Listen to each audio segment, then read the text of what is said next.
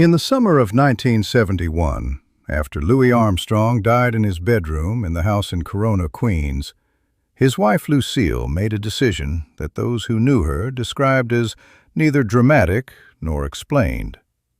She kept the house as it was. The tape recorder in the den, where Armstrong had spent hours recording himself, talking, playing, narrating his thoughts and memories for his own pleasure and for no external audience, stayed on the shelf where it had always been. The kitchen, where Lucille had cooked and where Armstrong had eaten in the particular way of a man who was genuinely happy to be home and fed, remained the kitchen it had been. The bedroom where he had died, the chair where he had sat, the specific arrangements of objects that accumulate in a house where two people have lived for 30 years and have stopped noticing that they are organized around the habits of specific bodies and specific routines. All of it stayed. She kept it this way for 12 years, until her own death in 1983. Nobody asked her to justify the decision. Nobody who knew her found it surprising in the way that requires explanation. Those who understood the marriage understood what the keeping was. Lucille Wilson had been born in 1914 in Flushing, Queens, not far from where she and Armstrong would eventually make their home. She was one of the first black women to dance in the line at the Cotton Club, which was a distinction that in 1939 had a specific meaning. The Cotton Club was, at that point, one of the most prominent entertainment venues in New York, and its chorus line was carefully composed of women who were selected according to criteria that the club's management applied with the rigor and the casual racism of an institution that believed its product was the specific combination of black musical performance and the fantasy of a particular kind of black femininity available for white audience consumption. Lucille Wilson was a dancer of genuine skill and a woman of considerable intelligence, and her years at the Cotton Club had produced in her a precise understanding of the commercial landscape of black entertainment in New York that would serve her well in the subsequent decades. She understood the industry. She understood how it used the people inside it. She was not naive about the structure she was operating in, and she was, nonetheless, good at what she did and capable of building something useful from the position the structure had given her. She met Armstrong at the Cotton Club in 1939. Armstrong was 37 years old and had been married 3 times previously, marriages that had not, for various reasons that those who write about his personal life describe with the appropriate care and the appropriate brevity, produced the domestic stability that Armstrong, despite, or perhaps because of, the constant motion of his touring life, seemed to need and want. He was a man who required a home base. He had not yet found the person who could provide one that worked. Lucille was 25. The difference in age was not, in the specific social landscape of the entertainment world of 1939, unusual. What was unusual was what happened when the two of them spent time together. A quality of recognition that those who observed it described as immediate and specific, as the particular chemistry of two people who have found someone whose intelligence and humor and understanding of the world they are living in matches their own in a way that is not common. Armstrong's death on the morning of July 6, 1971, was not entirely unexpected by those who had been following his health in the preceding months. He had been ill.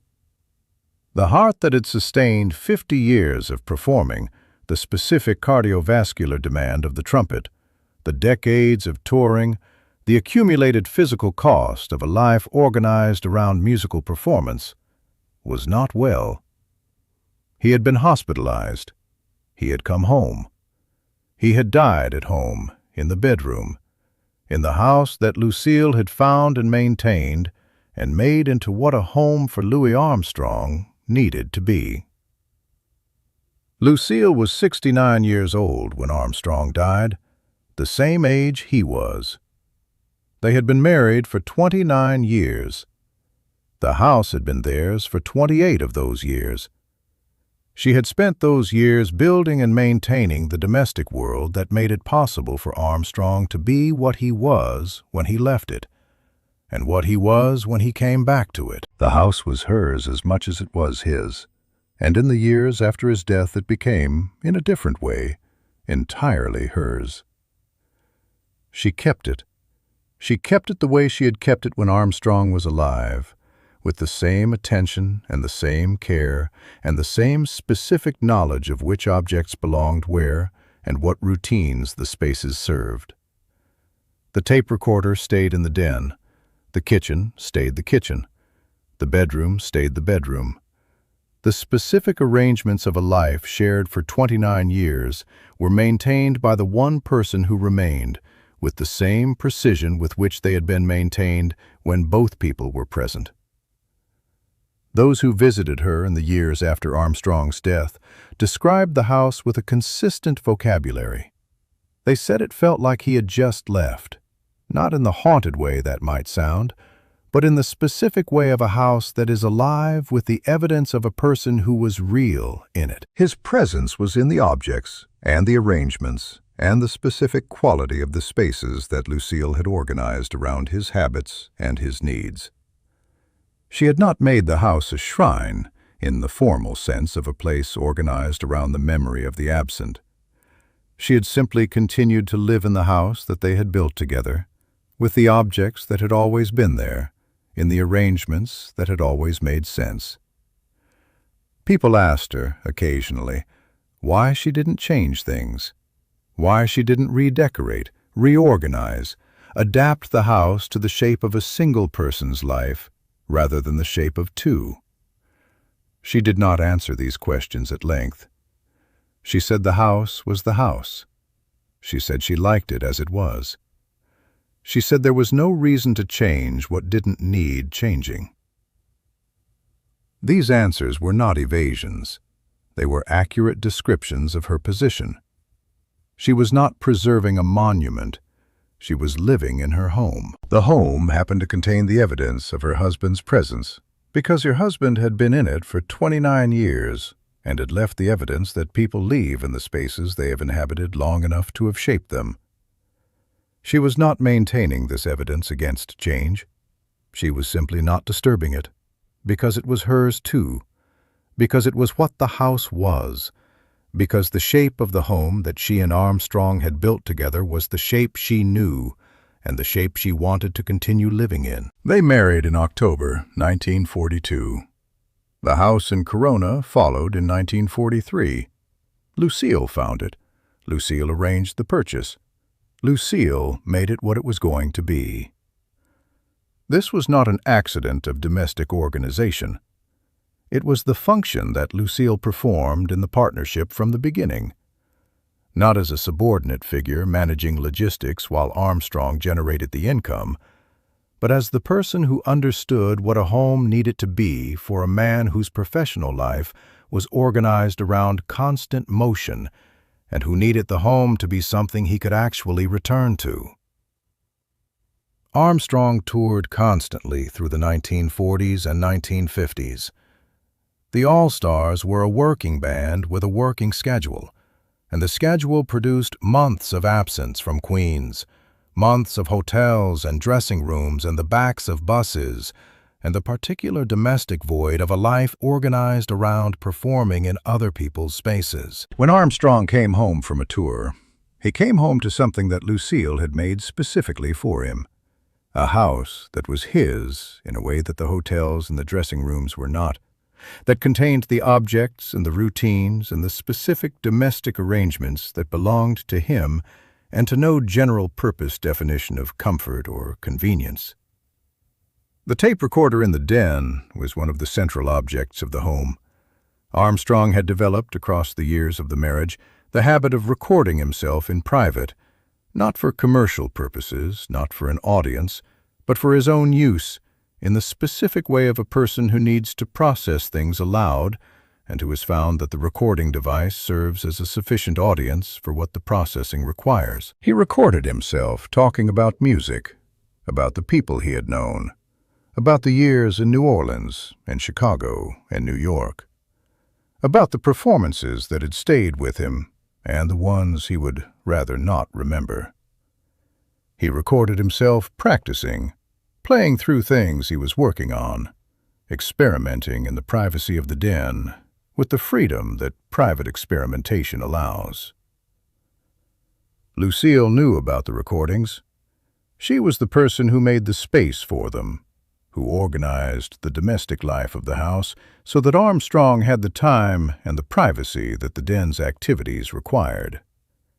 She did not listen to the recordings without his permission. She understood that the den was his, in the specific way that certain spaces within a shared home belong to one person rather than both, and she respected that ownership with the same precision she brought to everything she organized. What the marriage offered Armstrong, what made it the one that lasted, in contrast to the three that had preceded it, was not simply domestic stability, though it offered that. It was the specific quality of being known by someone who had the intelligence and the attentiveness to do the knowing accurately, and who used the knowledge not to manage Armstrong or to impose on him, but to make the space around him work better than it would have worked without her. Lucille understood what the touring schedule demanded. She understood what coming home after months on the road required. She understood the difference between what Armstrong was in public and what he was in private. Not as a contradiction that needed resolving, but as two accurate descriptions of the same person operating in different registers. She did not require the public Louis Armstrong to be present in the kitchen on a Tuesday morning. She knew the person who sat at the kitchen table on Tuesday mornings, and that person was what she had signed up for, and she found him sufficient. When Lucille Armstrong died in 1983, the house passed eventually to the city of New York, and the process of preserving it, of maintaining what had been maintained, and of making it accessible to people who wanted to understand what Louis Armstrong's life had been like in private, began in earnest. The Louis Armstrong House Museum opened in 2003, a year before what would have been Armstrong's 100th birthday. The house is largely as it was. The objects that Lucille had kept in their places are still in their places. The tape recorder is in the den. The kitchen is the kitchen. The bedroom is the bedroom. Visitors who go through the house encounter something that most museum spaces cannot easily replicate: the specific texture of a life that was actually lived in these rooms by people who were specific and individual and who left behind not the curated evidence of their significance, but the ordinary evidence of their dailiness, the evidence that Lucille kept and protected without announcement, simply by continuing to live in her own home. What the house reveals about Louis Armstrong, the thing that the recordings and the films and the biographies can only partially capture, is the scale of the private life, not the size of it. The house is not large. A modest two-story brick house on a residential street in Queens is not what the entertainment industry of the 1950s expected the home of its most celebrated performers to look like. The scale is not spatial, it is the scale of what the private life contained. The 30 years of a marriage, the den sessions, the Tuesday mornings at the kitchen table, the specific, ordinary reality of a man who came home after the concerts and was, in his own house, not Louis Armstrong the public figure, but the person who had been Louis Armstrong before any of that meant anything. Lucille is the reason the house is what it is. She found it, she maintained it, she made it what Armstrong needed it to be, and then she protected it for 12 years after he was gone, not as a memorial project, not as a gesture of public preservation, but as the simple continuation of living in the home she had built and continuing to treat it as what it had always been. Hers. Theirs. The place where the real life had happened. The museums that celebrate famous people often have a particular quality. the quality of distance, of evidence presented across the gap between the celebrated and the ordinary, of life made into legend and displayed in cases. The Armstrong House Museum, because of what Lucille did and did not do in the 12 years she continued living there, is different. It is not a legend. It is a house.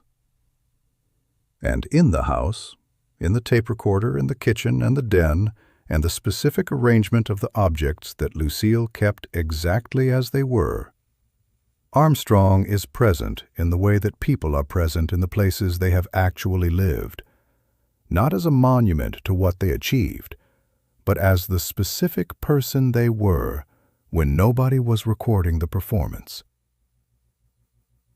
Louis Armstrong's wife kept his house exactly as he left it. She didn't change a thing.